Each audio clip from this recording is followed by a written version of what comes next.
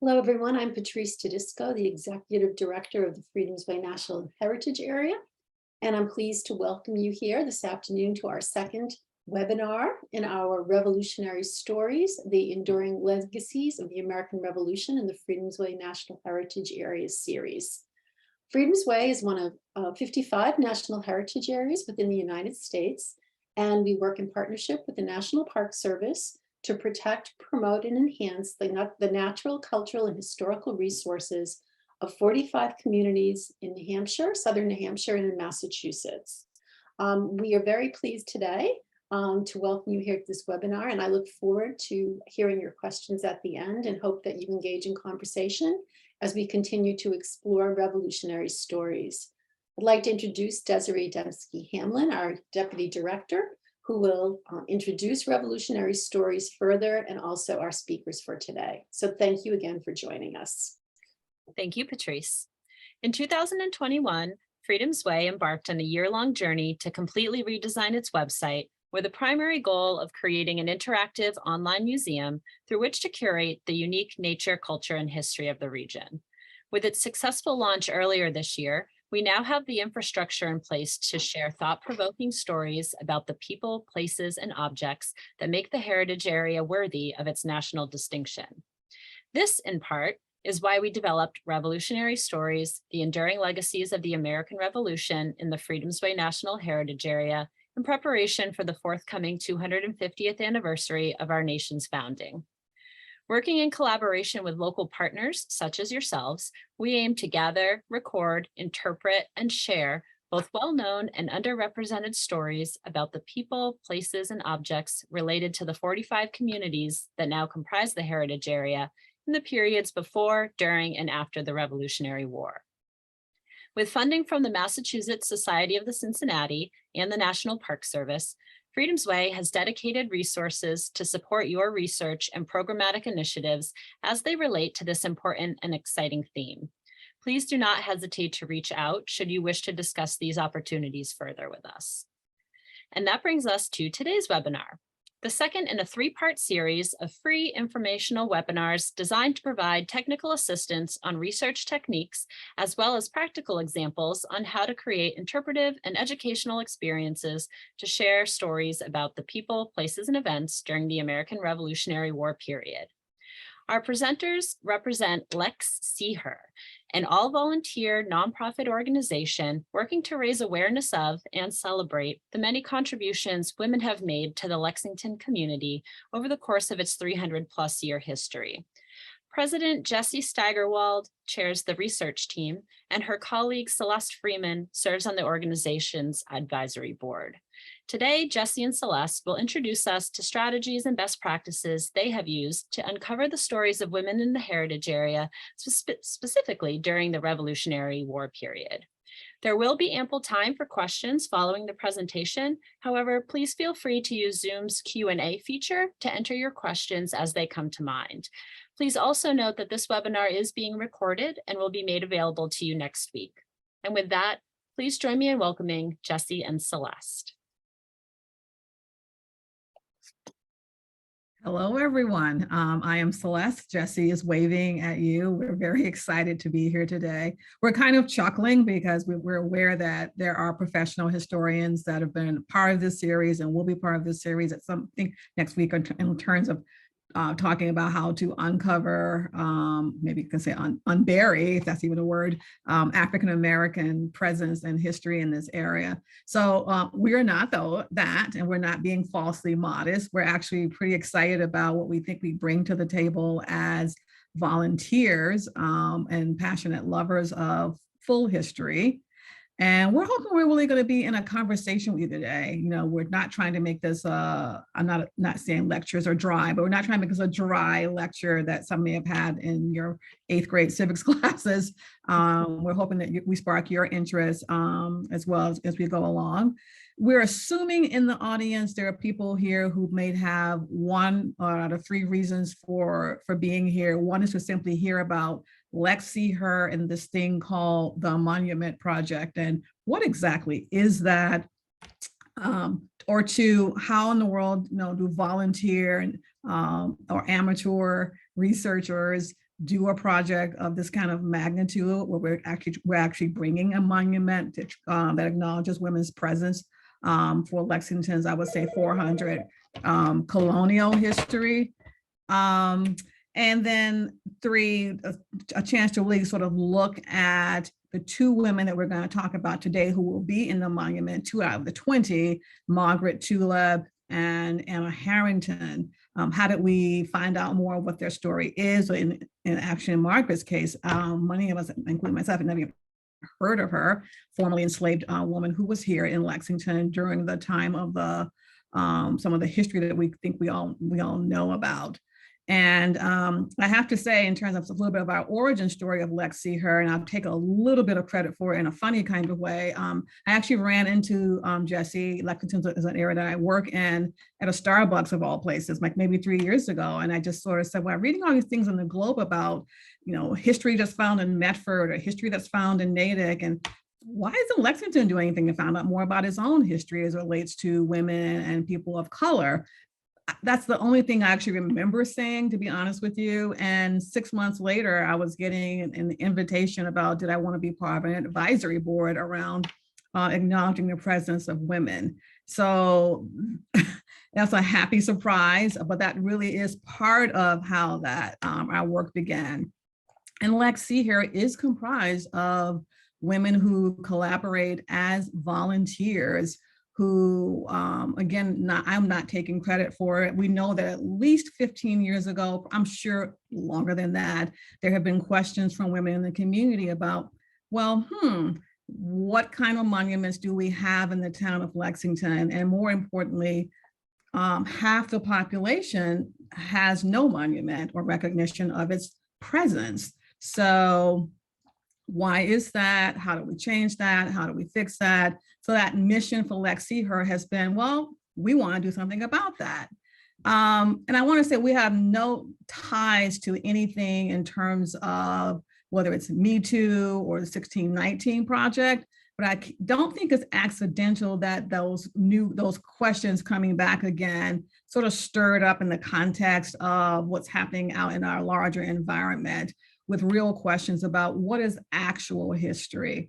And it's also informed in parts from my different lived experience. I am a Southerner from Georgia specifically, and I've talked with our advisory board about what it means to grow up where monuments not only are inaccurate in terms of full history, they actually distort what the facts were and are on the ground, and how that has real meaning on how all of us perceive what history actually is. So I think this project is a great conversation starter for all of those reasons that I just mentioned, and beyond, as we all try to figure out, again, who is an American, what does it mean to be an American, and how do we always provide in my words, the fullest picture of everyone's contributions. Okay. Great. Thank you, Celeste. It's so much fun being here today with you. We've come a long way from that parking lot conversation. So I'm Jessie Steigerwald. I'm very excited to share the LexSeeHer project today. My focus has been twofold. One is thinking about long-range permanent monument that we have been pursuing for more than 2.5 years now. And we had a positive vote from our select board. So this is a green lighted project that will happen. But our broader mission in LexSeeHer has been to make women visible. We're half the people, have always been here, and it's really important. We'll be showing you lots of pictures today. I prefer to show pictures than chat, because I do think pictures are worth 1,000 words, so we can transport ourselves from wherever town or city you're in to Lexington by using this wonderful magical Zoom portal and showing you some pictures. Just briefly about myself, I studied history in college. I was very interested in women's history and the history of families and material culture. I also studied the built environment.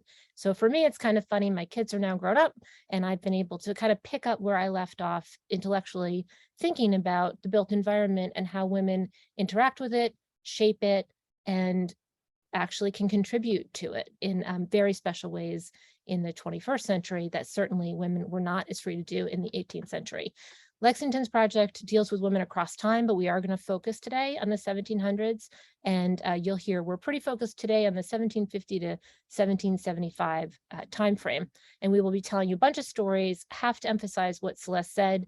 If you could pretend that you're at Starbucks with us having your favorite tea or coffee beverage, and you could just pull up a chair, we really like that exchange of ideas. That has been the secret sauce to what has made LexSeeHer successful. There's 2 of us on the screen. We're going to show you pictures of other volunteers, but there's absolutely nothing that any of us could do as an individual.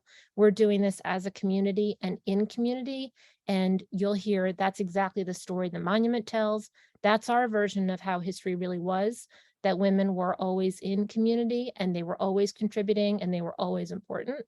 So we bring that, that's our sort of trans-historical sense. And with that, I'm going to put up some pictures. Celeste.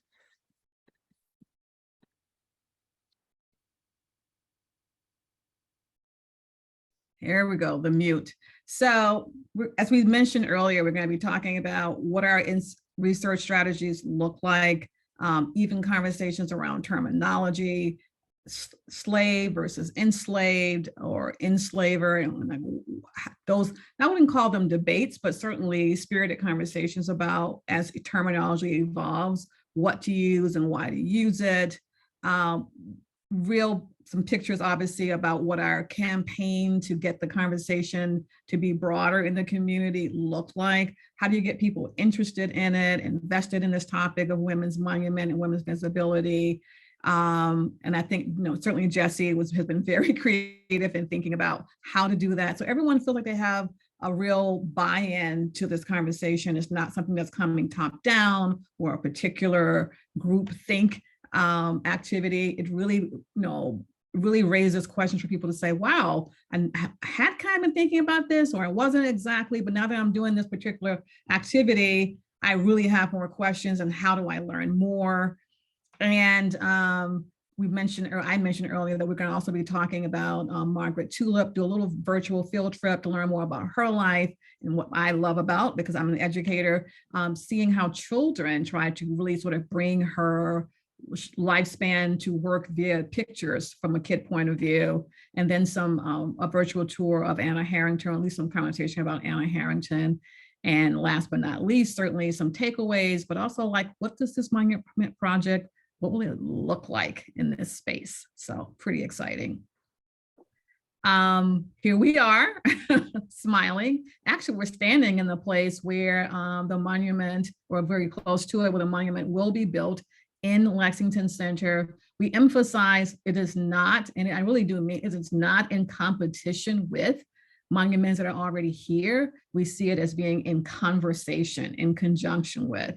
And I think that's important to be thinking about, that adding on does not mean deletion or intentional forgetting of other people's contributions. We're just simply saying there's more to the story. And here's a nice photo of some of our volunteers who do just amazing work. Anything you want to say about this picture, Jessie? Because it's really more of same. It's more of the same. It's just to understand that it's been intentional for us to work together as a group of people with different identities ourselves. So there are people with different educational backgrounds, different religions, different races, different ages, different socioeconomic statuses, and that's informed our work. And as Celeste said, it's the dialogue. It's about thinking about, how do you see it? How do I see it? And then realizing this monument is going to speak to many people who look at it with their own perspective. And in fact, when we get to the monument, you'll see we found a perfect artist for us who incorporated space in the monument for everyone, including you, to come visit and be part of it, bringing to the lens of history your own experience. So I mentioned earlier that we have someone on screen whose name is Jessie Steigerwald, who is absolutely brilliant about not only bringing, what I'd say, her story to life, but also really connecting to present day. So we actually have a community of volunteers that have been willing to, I'm sure, do some sittings and lots of people who've invested time in actually making the gowns that you're seeing right here as well. And really thinking about, in a very different way, about who who was she or the she's that were here? What were they doing? What was women's work? What were their contributions? So things around farming and spinning, which some of the spinning information you're going to hear from Jessie later, it's brand new to me. Even I spend my day in the town of Lexington, I had no idea about its role in what we think to be of as known history. Obviously, when you have women or participants in the community volunteer to do, you can say, role playing or dramatization of these historical figures, it means that families become curious and have questions. And it does bring in the larger community, as I mentioned earlier, to think again about like who were the grandmothers and great grandmothers in this story that we don't know about. So it's been a fabulous way to connect with community in a different way, and as we learn more together as well. We mentioned that really you can just say it, our 800-pound, I wouldn't call it gorilla, but certainly our passion is really getting to build this monument. And we were lucky, after doing a really extensive search and inquiry of interest from artists around the country, if not the world, to have landed on Meredith Bergman as the person who is designing this tribute to women. And Meredith is just, it wasn't our initial question or expectation of what this project would look like, but it was one of those things like I never would have thought of that, neither would Jessie. And then we thought, boy, does that make sense what her concept is. So she's going to be incorporating some of the images you see to the right in some form or fashion around what were women doing at the time, what were they wearing. Fashion is not something that is superficial by any means. Fashion is a part of history. It can tell you about your role status. It can tell you about labor. Someone has to actually make the dress, make the bonnet, but these women actually wore. And then for our current times, and certainly for people who help us to bring these things to life, it again becomes a real community effort and event to bring you the visual that looks like, oh, isn't that lovely? But it takes a lot of work to actually make it happen. And then Celeste is going to talk about some of our volunteer keeping people together strategies. We're just giving you a quick throwback. This particular level of Let's Get a Monument came from a group of women who decided it would be fun to recreate a photograph from 1913 of women who were suffragists. And certainly the vote was won through people across the country participating in local ways and also making the trip down to Washington, D.C. for a national conference. So a group of us put together a tableau, and some of those people decided, yeah, while we were doing that, wouldn't it be great to pick up this monument idea that Celeste mentioned? Retired principal Barbara Manfredi had proposed 8th grade students back when our town turned 300. She proposed in the curriculum that students should debate, should there be a monument on the battle green to celebrate and remember women? And here it is, back from 2013, now it's 2022, but we've kept that idea alive. And this group of women, when we set up here outside Buckman Tavern, and we'll be talking about Ruth Buckman today, we said, let's do it. Let's launch the initiative and let's try.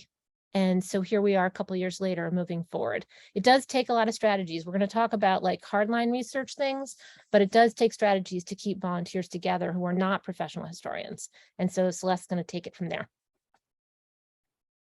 I also want to just pause for 1 second to say that we want to be honest and transparent, that we are presenting, first of all, a very small blip of time. We're talking about a 400 window period, predominantly European settlement.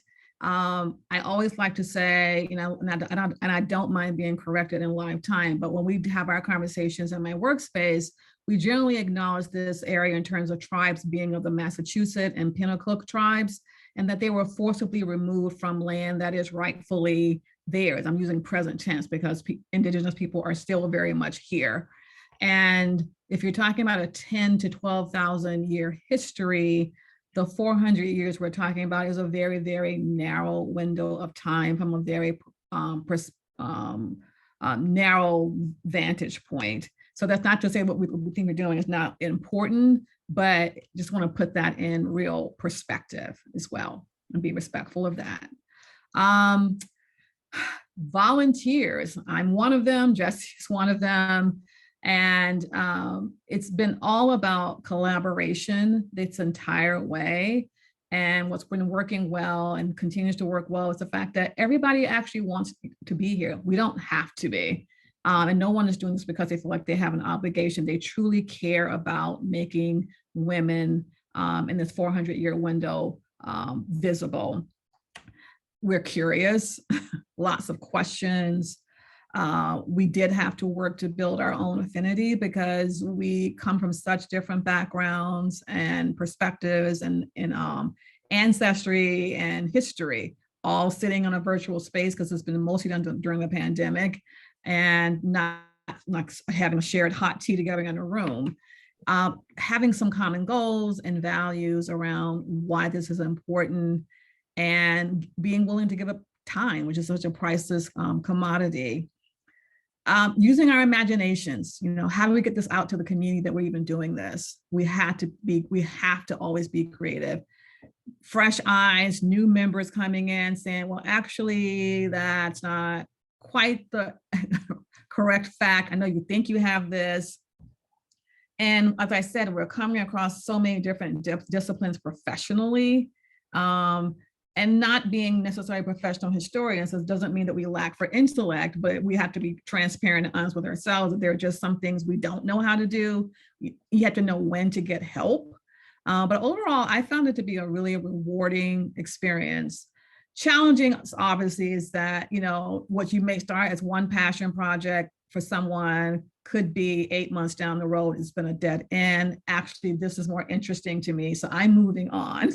So something might be left unfinished in terms of a particular person or topic that you're looking at.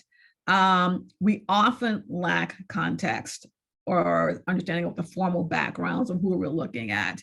Like for instance, were they really born here? Or were they born maybe 2 towns over? We sometimes find out 18 months in that we keep saying Lexington born and they actually were born in Charlestown. And they moved 5 times. And we just don't know that once we start the conversation. Having to have a structure to say we're going to meet every week or every 2 weeks. You have to really, even if 5 people show up one night, 15 the next, just some consistency where people can constantly update. Common challenges are just lack of resources. As I said earlier, just dead ends. I am someone who is currently working on my own personal narrative out of Georgia. And as an African-American, yes, there are sometimes in my case more documents than I thought I might find. There are often also rabbit holes is a good way of putting it, rabbit holes and dead ends in which you just hit a wall in a different way from someone who may be coming, have English ancestry or Irish ancestry. That in itself can be challenging. And then trying to figure out, okay, if I hit a dead end, do I stop here or try to find another resource, and how do I do that? New information comes up all the time. The date you thought you had nailed down actually isn't the right one. That family name that switched over after a certain time period, well, that's the wrong family, or it is the right family, but they changed their name again. Happens. And reading script from 300 years ago, I can testify to that, can really require you to find someone who can translate what in the dickens you're looking at. And I think I said we had to have continuous updating. I can't emphasize enough to the idea that you need to be able to share information and have the trust that no one owns all of this. It's understandable why, if you're doing the bulk of the legwork, you can feel like I need to be territorial so that this gets done the right way. I don't want too much information to get out. That's not fully, finished. I will say for people like me who come from, more marginalized communities, the more you can share with us, actually, sometimes it really helps the research project. So trying to avoid being territorial goes a long way in helping us get a more accurate picture. We have to break things down because it can be so overwhelming, particularly when you're talking about extended family. Someone got married 3 times. They have a half sibling or they have a step sibling. They're sort of on the same census, but they kind of weren't. All of those things happen. You have to rest, catch your breath, pacing yourself, staying open for just being plain wrong. So we use the word passion and emotions a lot because I think that can become a very gendered way of talking about women in a pejorative sense. I'm using in the best sense of the word. Passion to me does not mean unwillingness to acknowledge facts. We want the right facts. We don't want it to just fit what we wish it would be. So if it's not true or we thought we're just wrong, we change it always. Teamwork just to get through the pitfalls, dead ends is really important. And always say, I don't know. I wish I knew, but I don't. And Celeste, I'll hop in here and talk a little bit about collaboration. We keep saying that for us, the most important thing has been collaborating. That's let us take, a brand new high school student who wants to get involved. We can pick up a small chunk of something, pass it off. And then by collaborating, we can either maybe help that student get one of us to be a mentor to help guide them in getting started.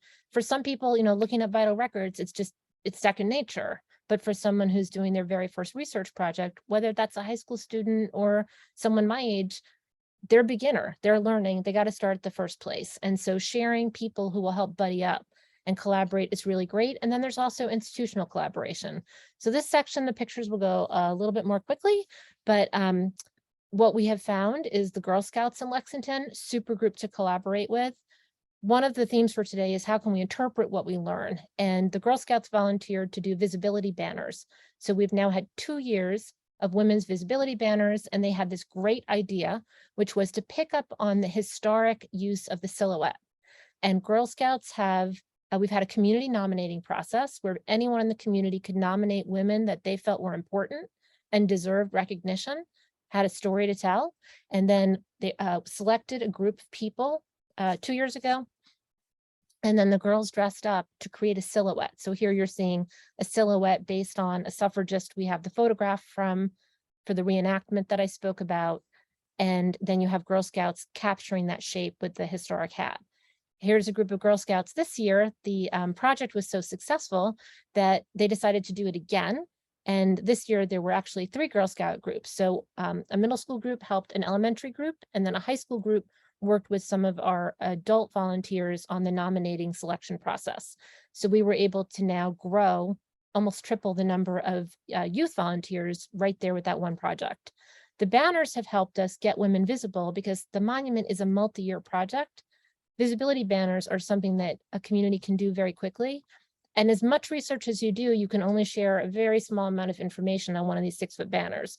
Once they're up on a light pole in your town, you can only read a couple of words even on the banners, but that's a suggestion we have. For us, as Celeste mentioned, starting with countless Indigenous women was a really important statement for us because we're looking at women in this place. The place is now called Lexington. Before that, it was called Cambridge Farms, but before the colonizers came, this was already a place where women had a long history. Banners came back. By the time they came back, we actually had a high school student who was willing to illustrate the campaign for us. And that brought, as you can see from these very vibrant pictures, a very open look, and it's much more representational in terms of identity, the drawings that they did. And then you can see how some of the banners looked once we got them. Again, this is the location where the monument will be. Other projects we've been able to work on to interpret things are a growing exploration walk. It's called In Her Shoes. Originally, it was called Walk With Us was our slogan, but we've developed a collaborative relationship with the Commission on Disability in Lexington, incredibly helpful input from the members of that commission to make the monument truly accessible for people. And what we talked about is many people do not walk. So we've changed our language to Explore With Us, which is much more open-ended.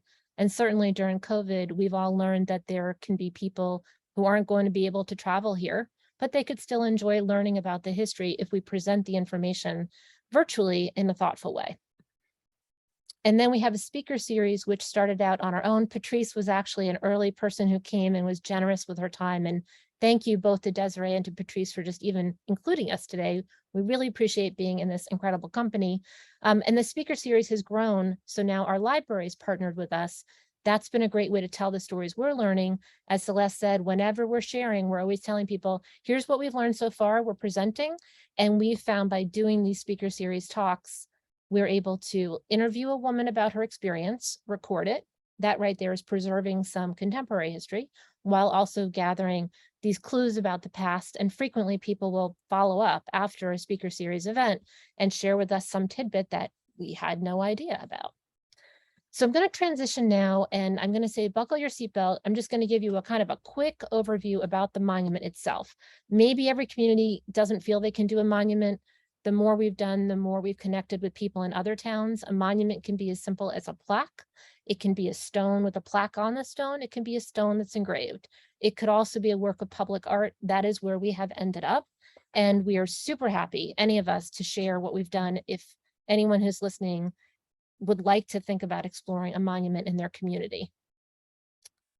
So here's our flyover view, so you know where we are, and then we're going to dig into the women and some of those concrete primary source type research strategies that we have, that we share with all of our team members. If you've been to Lexington, or you've heard about Lexington, you've heard about the battle and the battle green. As you might expect, there are multiple monuments and memorials in the battle green area that help tell the story of the men who stood there on that day, going out in the morning, anticipating that there could be tension, but never imagining what was going to unfold that fateful morning. When we're out there, we see Captain Parker standing as a figurehead at the top of a large triangle, which was once the town commons. It became known as the Battle Green after April 19, 1775, because of this gigantic event that happened there. When you walk around the green now, or you explore it, you will see over here on the right, we're just showing you, for people who live here or work here every day, you see people, whether they live here or coming from across the world, come to look at this place, and they look around them at the markers in the built environment. The houses, the rocks, the stones, the sculptures, the flag, and they interpret what happened. They start having an emotional engagement, an intellectual engagement with the place. Many of the most important stories, we think, are marked, but very important stories are invisible. So this space over here, beyond these figures, off in the distance to the left of this White House, that's the space where the spinning protest took place and where Anna Harrington lived. There is no marker there. There is no indication that there was even a house there. And so we'll talk about that place. When we think about where to begin, some of the signage starts about the Battle Green. Before it was Lexington, this area was known as Cambridge Farms. We do think a lot in LexSeeHer about where should you begin. And as Celeste pointed out, there's a 12 to 14,000 year history for Indigenous women who are alive today and trace their ancestry and their cultural origins back much further than colonizers. So we've tried, when we're out there sharing stories of women, to bring this out. This is one visual way we found of showing each of these long lines. If you imagine represents 1,000 years, then if you take this last line and divide it into 10 chunks, 100 years is just this little tiny yellow dot. And over on the right side, you're thinking about the town is about 300 years old. That's a very small amount of time, and that where we have focus. So we keep that in mind. During that time, and for some of the Indigenous groups who lived here, actually, there were very strong women leaders. The colonizers brought with them from England a white, male, patriarchal value system. That's what's embedded. And when you think about the military markers we just looked at, and you take a closer look at the other markers, it turns out that same patriarchal system dictated that the things that were celebrated were male-focused, male-centered. So, for example, there was a meeting house. It was very important. Everyone in town went to the same meeting house. It was compulsory. Only men could be clergy. So at some point, when a monument was put up to celebrate and remember those leaders, they were all necessarily men, because the barriers were already in place that women weren't allowed to do that job. Similarly, some of the houses here have markers on them showing what someone's profession was. Women didn't have these professions, so there are no markers.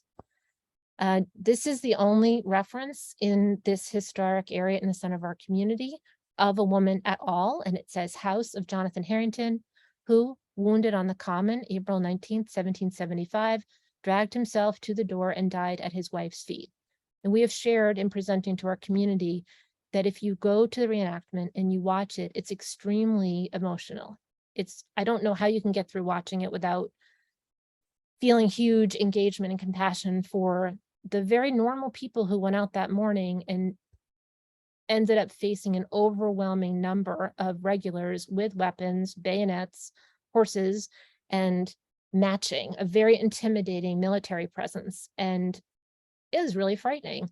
Polly Keenley, who's one of our advisory board members, had pointed out during the town's 300th that what happened after that day, you've got like 900 or something people living in Lexington. Everybody knew somebody who was shot. Everybody knew more than one person who died that morning. It is very traumatic. So we have a balance of deep respect and wanting to tell the story of those men, but we also want to give the women who were part of this experience names and make them visible. And as Celeste said, our Living History program or Herstory program is to put women out there walking around in this monument. It became important for people to think about the place and the meaning of the belfry where the bell was rung. That was done by women. So the Daughters of the American Revolution put up and then revitalized this monument. But again, no one was thinking about putting up a monument including any women. The most recent monument was Prince Estabrook, which brought us for the first time the image of a Black man, showing that Black men were part of the military here. Again, it was compulsory. So if you lived here, you were going to be taking your turn serving with Captain Parker. That was done in 2008, and there was great controversy about it. There were people who worked really hard to expand representation, but yet they were met not with open arms by everybody. Buckman Tavern is here, and we'll talk more about Ruth later. Another example of how women have just been overlooked. This is the first Teachers College. It's outside our time period for today, but snuck it in. The signage there mentions it's the first women-only Teachers College, but it doesn't name any of the prominent women who actually were educated there. They're just completely overlooked. It does mention Horace Mann, not that he shouldn't be mentioned, but even through really recent times, we've just not valued women collectively.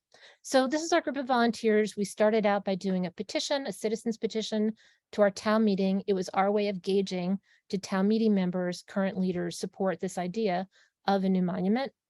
When town meeting was almost unanimous, not quite, some people voted no. We went ahead out and put a national call to artists. Meredith Bergman, as you heard from Celeste, was selected. She had a great application. If you haven't heard of her, this is some of her work. The Boston Women's Memorial, about to celebrate its 20th anniversary, is on Commonwealth Avenue. This is Phyllis Wheatley over here on the right. And Celeste, you want to chat about this a little bit? Yeah, I think it's a great teaching point even for our own work. So Phyllis Wheatley is there. I know there's another slide with Sojourner Truth also in conversation. Is it with Katie Stanton and another figure that escapes me, well-known suffragette. It's interesting listening to Meredith's process because there was all kinds of conversations. We've had them as well on our own project about when you are talking what could be current day as well, but certainly we're talking about 200 or 400 years ago, African-American women and white women, what a complicated interaction or history we're talking about. So everything from if Phyllis is standing, does that give her sort of equal stature with the white women that are also in the same, or at least part of the same statue work? But then Meredith wanted to capture her intellect, which was frankly challenged. When I say challenged, I mean, Phyllis Wheatley wrote poetry. I would think of her now as an artistic scholar at this point, but given the thinking at the time about Blacks and their cognitive, a lack of cognitive development, she actually had to, we wouldn't call it a trial, but really was a kind of like a trial to prove that she was not a complete fraud. So for Meredith, that's the idea of her sitting, and what does that make her look as though she's not an equal? Though showing her writing actually just sort of outweighed that for her. Like, I want to show this woman in her full personhood as a thinker, as a brilliant person who was taken from her birth country and brought to the Boston area as a young child. That theme comes up a lot too, in talking about Margaret Tulip, to show what she was able to accomplish. So even though there are always pros and cons about how you position statues like this, that's how she made that choice. And we had similar conversations about our own monument as well. And even in the portrait, well, I think with Sojourner Truth is, it certainly seems to be interacting with at least one of the suffragettes. She wanted to capture all the ambiguity of the dynamics between Black and white women, that it is not always a friendly relationship. In fact, it can be as racist as any other kind of interaction. We talk about white male patriarchy. That's a complicated term because it also can involve women. So her goal was to be ambivalent about what's this relationship of tension and animosity in one hand, and possibly some collaborations in the other hand, that both can be true at the same time. And we've spent time, which I'm going to skip over because I'm watching our clock, Celeste. So I'm going to elide some of my slides here. But as we've been off doing our work and meeting some other people working in monuments, the National Monument Audit came out from Monument Lab, and some of their key findings may resonate for you in your town. Definitely, we're interested if you want to use the chat bar to share what you see in your town. But these are some key findings, and one of them is the most common features of American monuments reflect war and conquest. And also, when they've tabulated just monuments across the country, there are, for example, more monuments of mermaids than of congresswomen. And we are really pleased that we found this way to get approval for a new monument that's going to be in a highly visible location. As Celeste said, here's Captain Parker off on your left, here's Buckman Tavern. And I'm going to pop us down just a couple slides to look at something is being done. This is a mock-up made out of foam core. The monument won't look anything really like this in terms of its materials because it's going to be made out of bronze, but it gives you a sense of being able to see these women, many women, more than 20 women represented and girls included. And it's going to show women have contributed economically, politically, intellectually, socially, culturally across time, which of course we know. But the same way people too often, if you don't see it, it's out of sight, out of mind. Oh, this is an example of the style of work. The bas relief has this dimensional quality to it. And so we're going to spend the rest of the time really focusing on these two particular women. Hopefully you have the context that our project is much broader. And so I'm going to turn it back over to Celeste here. Okay, I think we're ready for my first virtual tour. Is that right? For the life of Margaret, in some short version anyway. We had an opportunity to use the Lex Art Gallery and for last Black History Month to even introduce Margaret Tulip as a historical figure to the town. And we didn't have exactly a lot of time to get this done. But we thought we're going to take this and we're going to run with it. I think we had like 10 days to put this together, like definitely less than 3 weeks. And as we talked, we learned, we know that you'll hear that Margaret was born in Charleston. Being from the South, I thought it was Charleston, South Carolina, but Charlestown, if I've got that right. And then made various journeys that which then landed in Lexington. And we're going to show you a little bit of a clip about what we know about her. Great. I'm going to just, what do we think? Hang on one sec while I just pull it over there. And I'm going to bring us right up to student work. So we thought, since this question about who gets to be a child, to me, was such a central theme about Margaret and her lack of an actual, what we would consider to be a childhood, who better to represent her lifespan than kids? So we managed to have elementary and middle schoolers in less than 2 weeks come up with their own renditions of what her life may have been like. Great. After that, I use my markers. So I have like a lot of skin tones. So I use skin tones and I shaded with like the markers.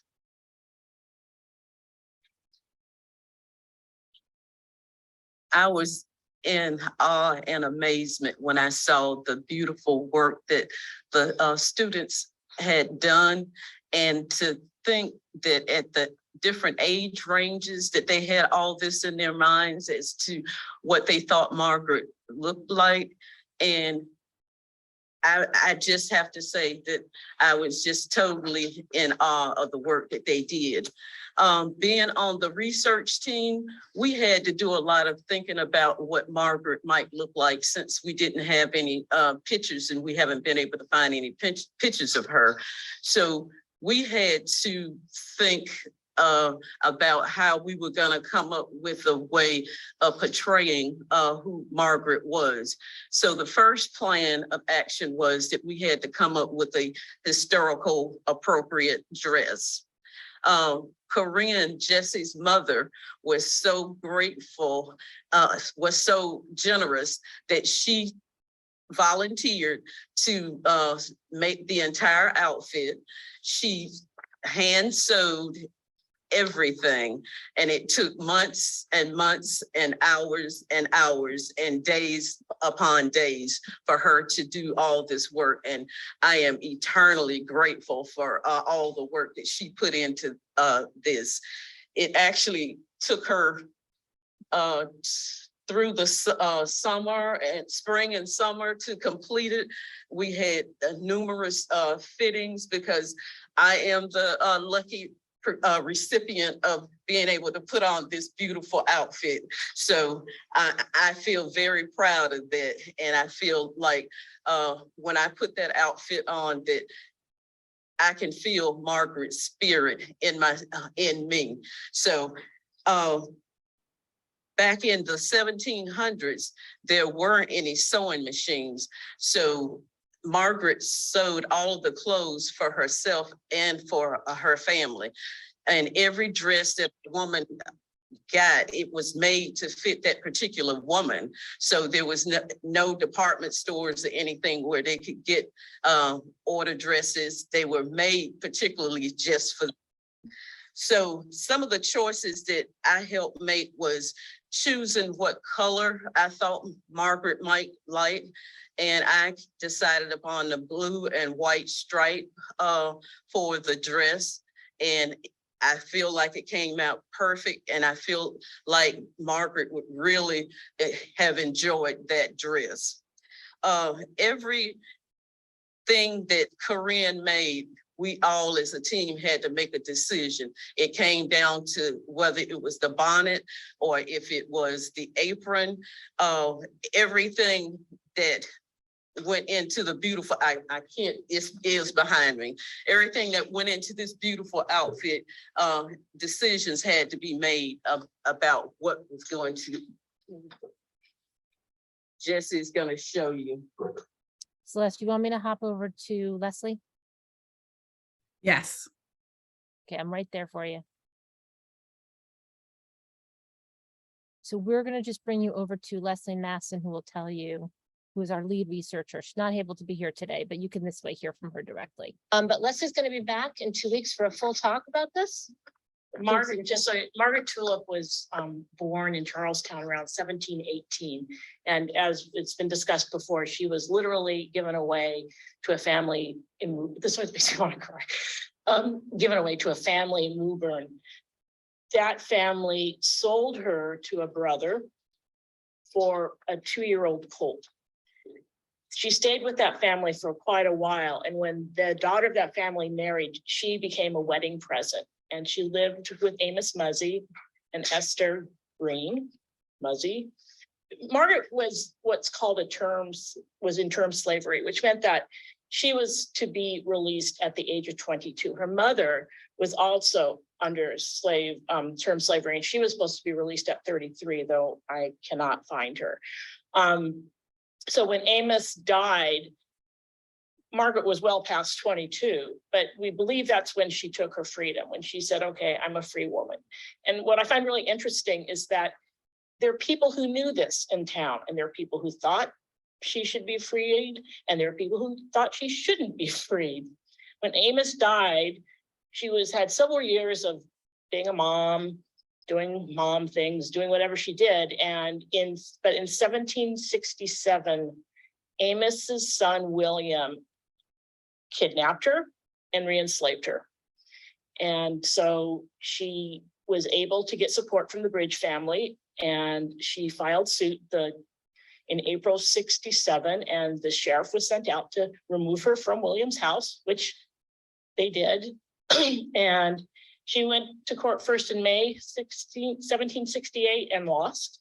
She appealed to the, she was in an inferior court, then she went to Superior Court in October of 1768 and she won.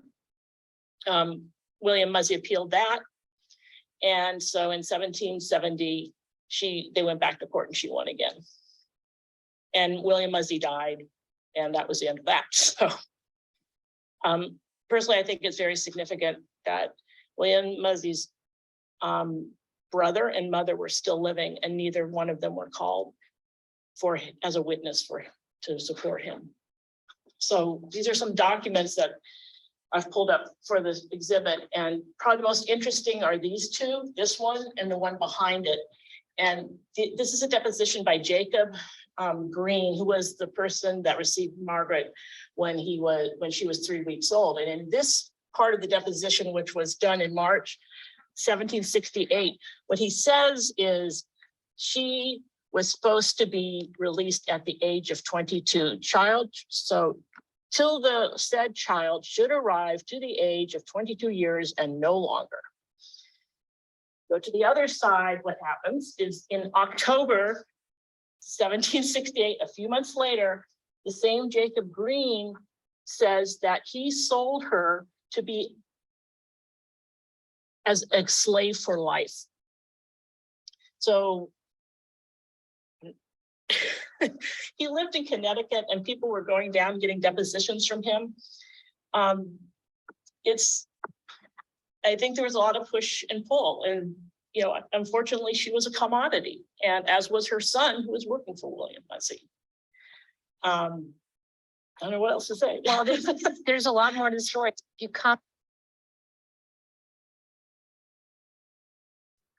There is a lot more to the story. And what we're talking about, how do you do research, court documents, probate, wills, taxes, bills of sale, debt, all of those, particularly if you're trying to find out about enslaved people and trying to identify them, which can be a challenge, are all the sort of legwork that people have to do to try to find out any narrative.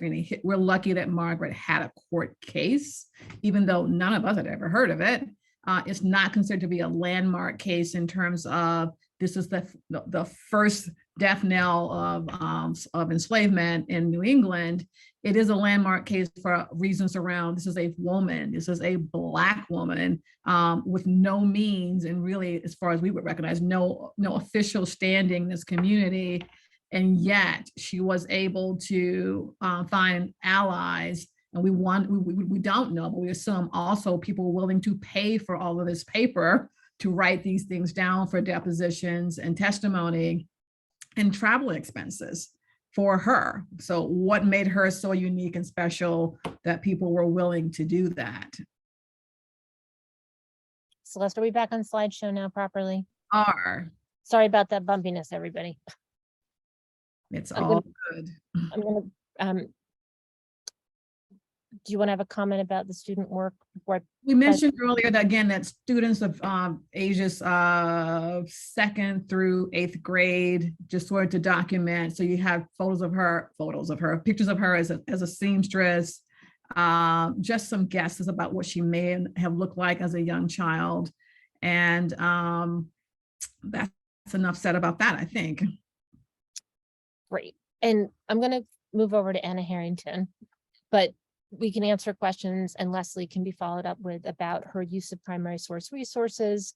If you saw last week's conversation with Mary Fuhrer, or if you didn't see it, either way, it's a really important first stop shopping in terms of using primary source documents. Mary is amazing. So much of the work in Lexington about women takes the context from her amazing research. She did a long paper for Lexington Historical Society. She's also got an article out recently in HistoryNet, which is in our bibliography, which I think Desiree will send out to everybody, so you'll have it next week. These are just some closer looks. Textile history, as Celeste mentioned before, some people may look down on it, but it really is probably a mistake to look down on it because people wear clothing. It's part of literally our survival in New England is to be properly dressed, and that work fell primarily to women. It's not that men couldn't sew, and some men worked on their military outfits, but women were responsible for their families. Corinne, who's mentioned earlier, put together a list, and this will be in the handout, which has lots and lots of resource material, books that you can look at, websites. Have to give a big shout out to Marla Miller's work and also to Cheney McKnight. Cheney McKnight has a website called Not Your Mama's History, and she's very focused on Black women. What did they wear? And I think Amelia has really helped drive it home for me. And working with Amelia and listening to other people respond, a lot of people just don't picture that if you lived in Lexington at the time of the Revolution and you walk down the street, there are Black people living in Lexington. There are free Black people and there are enslaved Black people. And it's just been so whitewashed. So when people think about revolutionary times, they're usually picturing a white man. That's just the picture. They're picturing the tri-corner hat and that military uniform. One strategy for us has been to invite community members to sew with us. And boy, once you pick up a needle and thread and you start sewing, it's work. It was women's work, but it's valuable work. And it's a great way also, side note, if someone's sitting there at your table and they're sewing on something, you can tell them a story about the women in your community.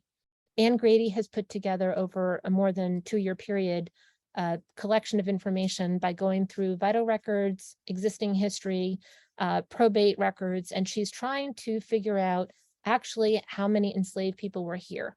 These are just the names of some of the women. And for us, next step in collaboration with LexArt in 2024 in Black History Month will be our Tied to Her Apron Strings project continued and put her on the map, which I'm going to transition to. And basically it's putting up items of clothing, putting up aprons as a reminder that at that time women wore aprons. It's what they did. And they were very much individual people. I'll talk more about aprons in a minute as we talk about Anna Harrington. The monument has women on each side, and these are 2 women who stood in Lexington at the same time, at the time of the Revolution, and had very different experiences. We're used to thinking about the history of the individual, and certainly the prominence of Captain John Parker. He's up there as an individual as opposed to a collection of Minutemen. The other monument I'll show you in a moment has men together in a group. There's a deep connection between Anna Harrington and Captain Parker in the following sense. In 1769, on August 31st, Anna Harrington hosted 45 women at her home, which was adjacent to the town commons, in what is called the spinning bee. Some of you may know about it. For others of us, we hadn't heard of it. I studied American history in college and didn't know about these. As a form of economic and political agency, women took their spinning wheels outside. At this time, women obviously weren't allowed to speak in public or serve as selectmen, but these women decided they had had enough with the taxation. For many, many years, they had stopped making their own fabric. So spinning wheels had been put up in the attic. And as the Townshend Acts were passed and there were increasing taxes on imported textiles like nice lightweight cotton and beautiful silk that was imported from China or India, these women said, you know what, I'm not going to pay your taxes. I would rather take the spinning wheel down and spin my own cloth again, which is incredibly laborious and not entertaining to do.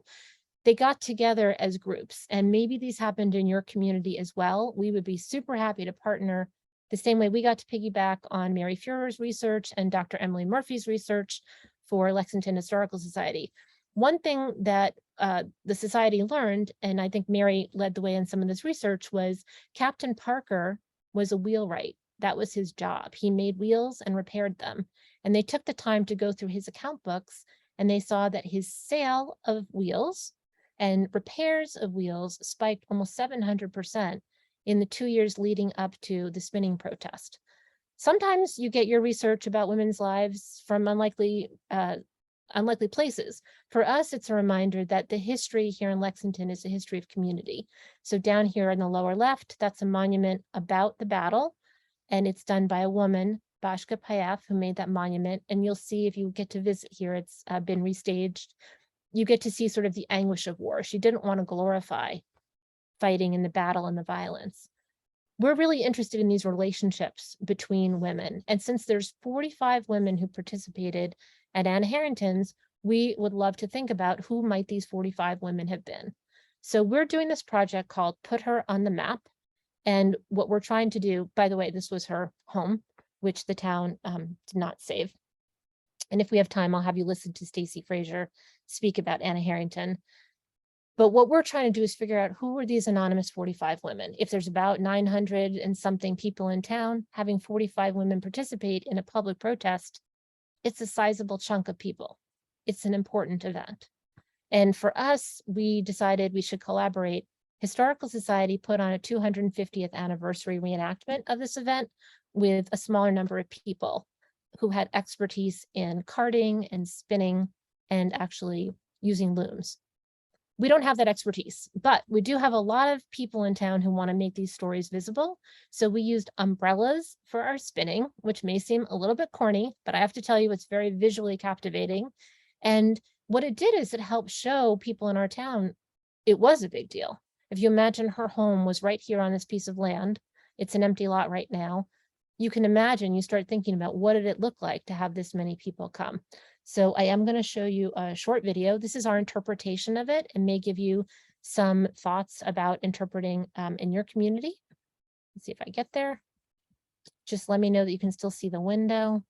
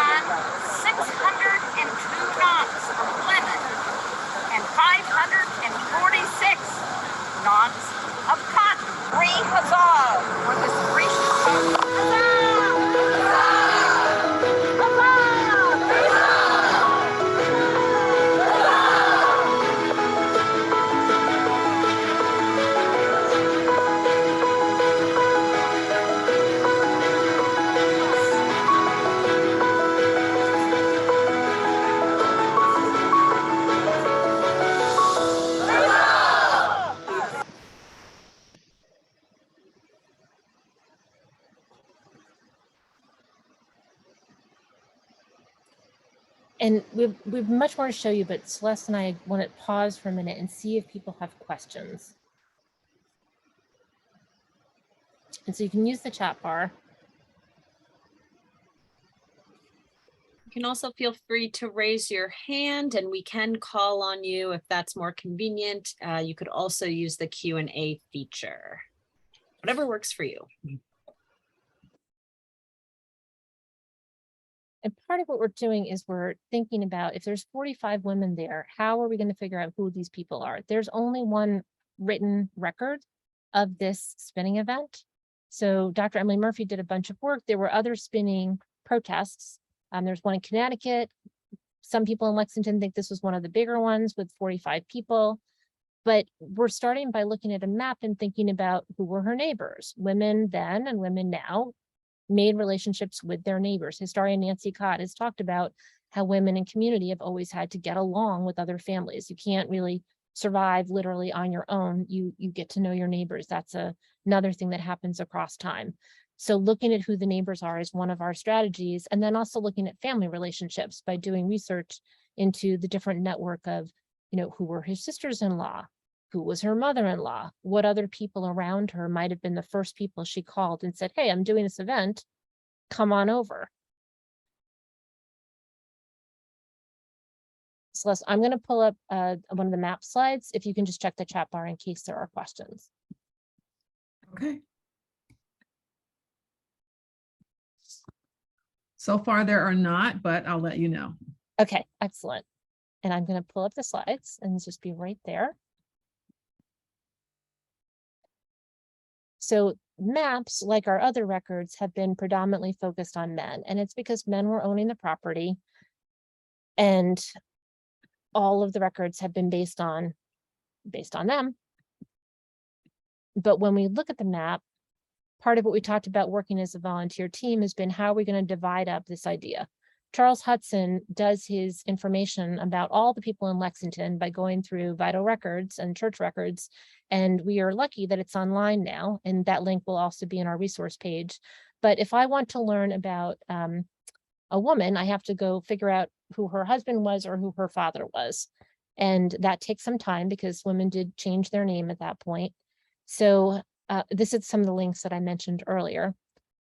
The library here has the Edwin Worthen collection, and Mr. Worthen drew his own maps. Here's a map that he drew in 1775. This is a zoomed in version. So the event we just looked at, Anna Harrington's, took place right here at Dan Harrington's house. That's now an empty lot. So we're thinking, okay, who are all of the people in this area? And we also think about family names going back even earlier. So what we've done is annotate his map that has the men's names that you see on the list here. Number one, Daniel Harrington is Anna Harrington's husband. Once we did this, we could number each of the houses, and then we have volunteers who sign up to help. We'll say, I can do one family.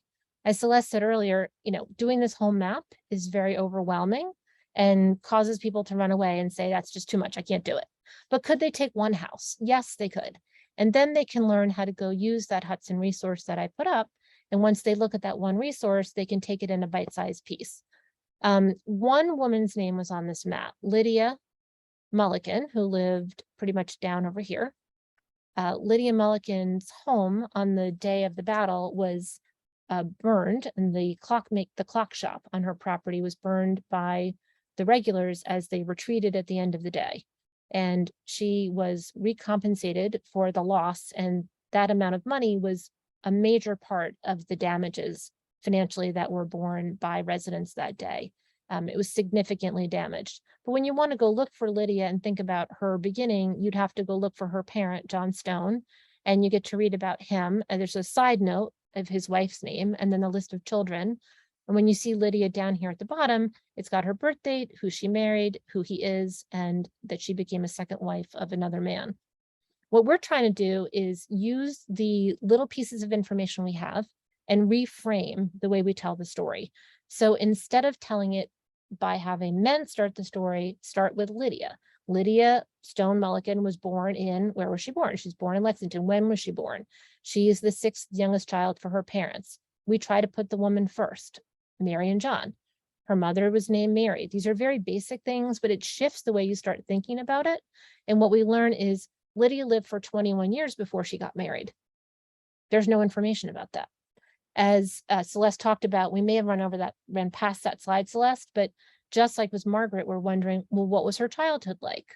What did she like to do? Did she have friends? These women lived 10, 20 years and developed their intellectual thinking and their belief system without necessarily having a man in their life to tell them what to think or do. So we ask a lot of questions and have to try to interpret what maybe was going on there. In her case, she was married, her husband dies, she later remarries. And we start putting together, oh, look at this. Lydia's sixth child is Rebecca. Rebecca marries Levi Harrington. Levi Harrington is Anna Harrington's son. So we have a relationship between Lydia and Anna. And the more we do this work with each volunteer taking on just one house with one man's name on it, and exploring what they can and making that person become real for them, the more we can start piecing together in our weekly research meetings what these relationships might have felt like. So each little clue becomes part of this network of relations. One of our best tools really is using Google and finding places where multiple volunteers can share the same document and put just, maybe they do an hour or two of research and they have to have a simple way to put that research in one place where other people can get it. And I think that goes to exactly what Celeste talked about not feeling like I'm doing this, I'm to blame for it, or I'm responsible for it by myself, but instead finding ways to do this as a group project and really sharing what we learn from week to week as we go.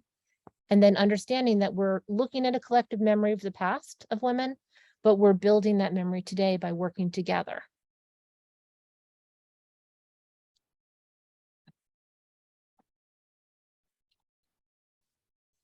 Okay, great. Thank you so much, Jessie and Celeste. This is wonderful. Now let's open it up to questions. We've got a couple of minutes here. Again, feel free to use the raise your hand feature, the Q&A area, or the chat.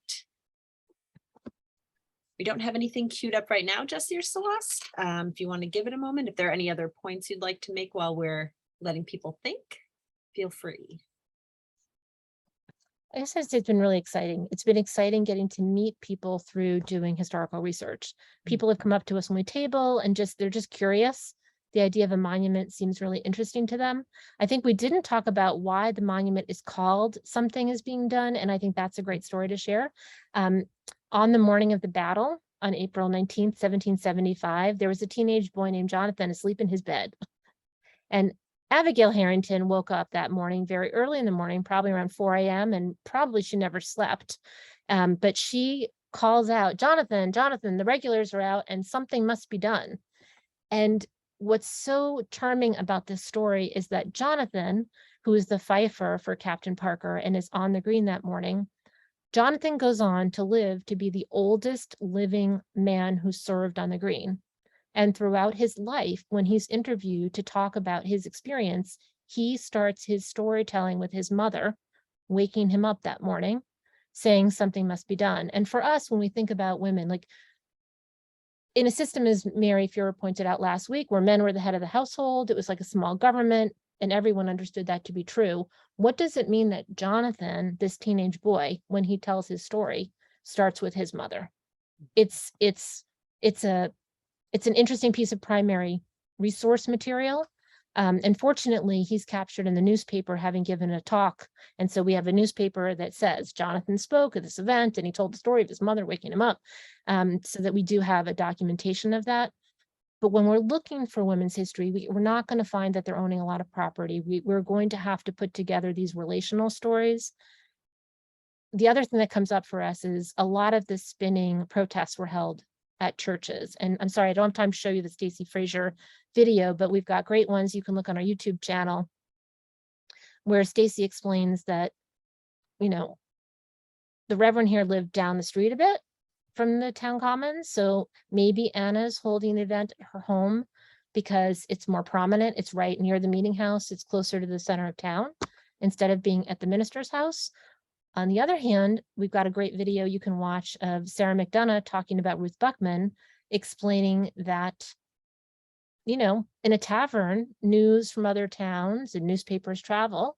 So we could also interpret the origin of that protest. Maybe Anna and Ruth talked about, have you heard other towns are holding these events?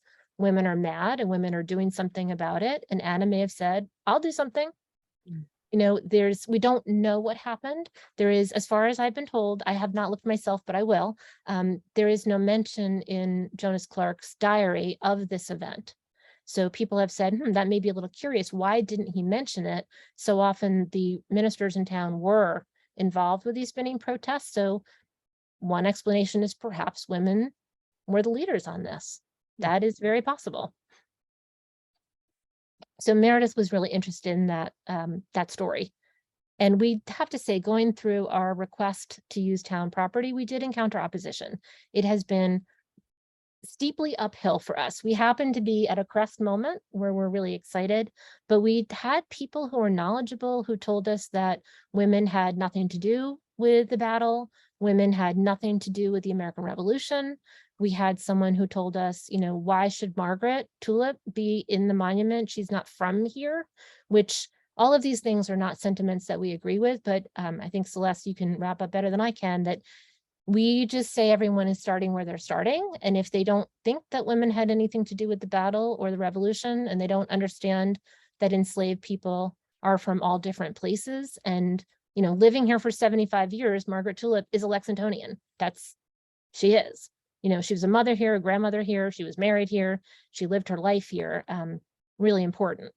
So I said that this project ties in past, present, and I would say future. I think I actually use that as a quote to describe the gate that we are creating as a monument, that is a portal to the past, present, and future. And so we even had some tough comments around the fact that since women were not that important, but if you're insisting on having this monument, can you please find a less visible place to put it? A place that's less intrusive, a place that's less disruptive to the actual real history. So, you know, that kind of thinking, and it's not necessarily specific to a gender,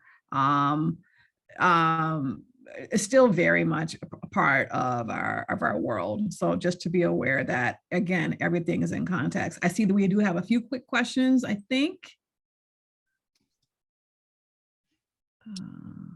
We have a friend joining us from actually another heritage area, the Last Green Valley, and so they're in Connecticut, and wondering if you had the information on some of where the Connecticut protests were held. But Jesse is going to look into that. Do you have any additional? I need to check because my brain has a name in it. I feel like I want to say Sheffield, but I don't feel like that I'm positive. So I think I should check. I did put our Gmail address. You can reach Celeste or I that way. And anyone in our group, as you can hopefully see, we share quite collaboratively. So so we will get you that information. I put my own email up there as well. Please feel free to write to us. What's been so nice, Janet, and thank you for the positive feedback, is that we're just regular people. We became incorporated only because the monument was going to take so long. And we did not want to wear out the kindness of Lexington Historical Society, who are our partners. We realized that actually there's quite a bit of work involved in this work. So we incorporated for that reason, but we are very excited to share. Please come. Yes, anybody would like to visit, Celeste can tell you we are ready to give you know, we can walk you through this place, and we have a lot to say. There's amazing women's stories to tell. Also don't, I mean, Janet probably knows this better than we do, but, you know, Mary Elizabeth Bibb, who we're also honoring in this monument because of her ties to the teaching college, really she's from Providence, Rhode Island, but she actually had her form of education, is it Cranberry? I know I'm getting this wrong. Cranberry something, Connecticut. I've spoken to the person who runs that historical museum. I know I'm saying this wrong. I'm going to laugh at myself later, but I don't know that it's Canterbury. But anyway, you know, her formal education where, you know, started there where someone was willing to actually take in a young Black girl at a time. I think it got burned to the ground at one point because people were so unhappy of having this multiracial educational setting for girls. But so there's ties everywhere throughout New England. So it'd be great to actually collaborate across states. I'm here for that. Jesse, I have a quick question. So once the monument is built, are you going to then continue this research? Because the research began and kind of segued into the monument. Do you see that as a kind of end to the project, or do you see the project just continuing to evolve and grow? Particularly around Indigenous Mhm. history. We have people, thank you, the Crandall Museum, I turned into a cranberry. Okay, that's really great. Happens. There are people who really want us to have Indigenous representation in this monument. And we luckily had a great consultant who said to us, first of all, you're doing colonized history. So it's like slow your roll. You don't know a lot. There's an individual woman who was a leader in this general area, may not be specific to Lexington, but people were trying to say, well, we can extrapolate and just put her in the monument. And we felt like, no, that is not what we want to be. We don't want to make something up. So one of our biggest goals is to literally have people do that research on real, actual names, accurate to this location, and then get community involvement from Indigenous experts and members about what would that representation look like. We can't assume that what we think is appropriate for a monument is appropriate for another group. So that's going to be one of our biggest, we think, research focuses is on Indigenous representation and history and present day existence as well. Well, Yeah, and I would add that the way the monument's structured, which we didn't totally go into, it's got two panels and then this open space. So anyone can come and stand in that open space. And Meredith's concept here was we're all part of the sweep of history. This monument happens to focus on women, but if you stand there in the middle, whatever your gender, if you're standing in the middle, these women are part of your history too, and you just haven't heard about it, but it's important. So we're thinking about ways that we can capture people who will come and be part of the monument and have their stories also become part of what we collect for people in the future who may want to look back. So in our speaker series, we've been interviewing some of the living legends, we call them, women who are either related to or directly knew someone who's in the monument and capture their stories through oral history. We also have a person who's done, Martha Wood, who's done these amazing quilt squares.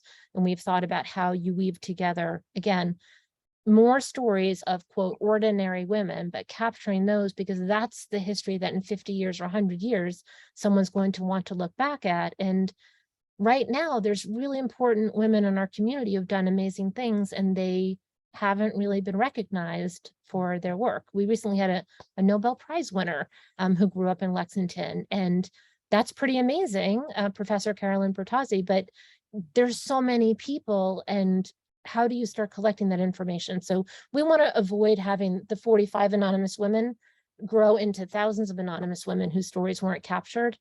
Mhm.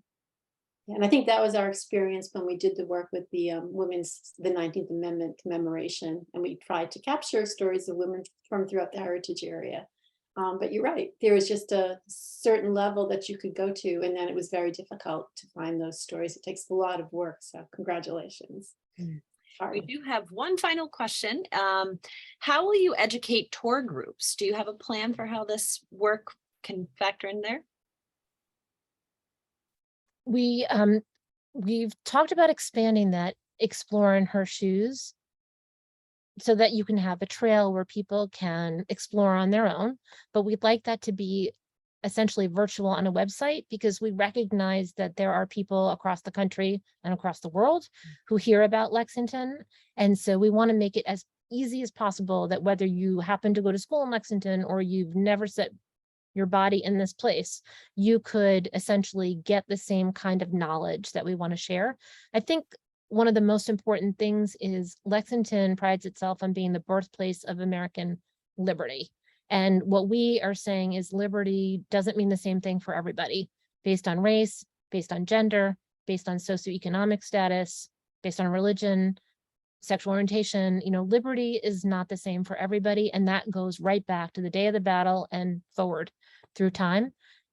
We didn't really talk about it today, but there's women in there who are abolitionists and suffragists and scientists and musicians and architects, aviator, and each of those women and girls had to experience limitations on their liberty because of their gender. That is one thing that unites them. So we will make sure as an educational component that we raise questions for people. We don't have really answers to tell them what to think, but we would like them to learn about these people and bring themselves to it, and then think about what does liberty mean for them. Celeste. Education obviously also means students. When I say children, I don't mean necessarily, I mean, in broad strokes, that we're very focused on ways that we want to make sure that, children from anywhere, and certainly here in Lexington, but anywhere across the country, can have some access to hearing. We're just one example of possibilities. My goal is that people are inspired to do their own research in their own communities and find all these, what I call unburied treasures there. And if they can be inspired by us a little bit, then I feel like we've really met a major goal. But we want children to be able to have access to these stories in a way that's accessible for them. And anyone who is able to actually move through Lexington physically, we're thinking about some ways to, again, use technology in effective ways for people to learn more and to have that Women's Heritage Trail. It's just one part of it. Yeah. Okay, I hope you great. kept track of all the time that people have spent. I kept thinking of how many hundreds of hours that, that you've had of your volunteers, and it's an incredible effort. You can't put, a price tag to that kind of work. It's amazing. Okay, great. Thank you all so much. So we're going to wrap up now for today. So on behalf of Freedom's Way National Heritage Area, I'd like to thank Jessie and Celeste for sharing their knowledge and expertise with us today, and as well as each and every one of you for joining us. We invite and encourage you to reach out at any time to share your thoughts, your wants, your needs as they relate to the Revolutionary Stories Initiative. We strive to ensure that our partners have access to the resources they need to take on this fascinating work, and are always looking for feedback on how we may adapt to better serve you. As mentioned, we'll send an email next week with a link to view the recording of today's webinar. We'll also link to last week's recording, and we'll send along the handout that Jessie referred to as well. And so keep an eye out for that. And one final reminder, if you haven't done so already, please consider registering for the final webinar in this series, which will be next Thursday at 2 p.m., researching the stories of free and enslaved African Americans in the Heritage Area. This will be presented by the Atlantic Black Box Project. So with that, please enjoy the rest of your afternoon. Hope to see you again soon. Bye-bye. Take care. Thank you. Thanks, guys.